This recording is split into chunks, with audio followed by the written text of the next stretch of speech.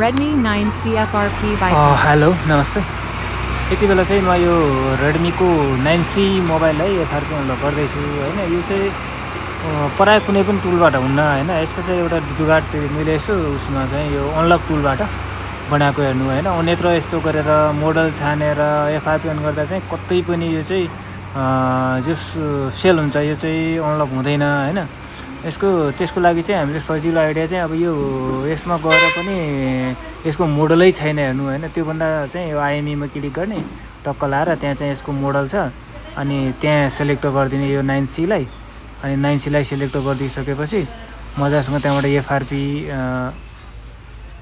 एफआरपीमा click गरिदिने। एफआरपीमा click गरिसकेपछि यसको चाहिँ ब्याट्रीलाई छुट्याएर बुट मोड हटाएर फेरि पनि ब्याट्रीलाई कनेक्ट गर्ने, प्लस र भोल्युम माइनसलाई एकैचोटि दबाउने र डाटा केबल दियो भने यो चाहिँ मजासँग एफआरपी चाहिँ अन हुन्छ। म यति बेला चाहिँ यसलाई खोलेर यो बुट मोडमा भइरहेको मोबाइललाई चाहिँ म बुट मोड हटाउने काम गरिरहेको छु। मैले यति बेला बुट मोड हट्यो।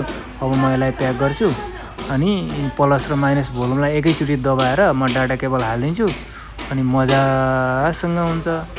यो चाहिँ एकदमै अरू तरिकाले चाहिँ नभइसकेपछि बल्ल यो गरेको हेर्नुहोस् ल, टक्क लाएर भयो। तपाईँहरू पनि यसरी बनाउनुहोस् है त ल।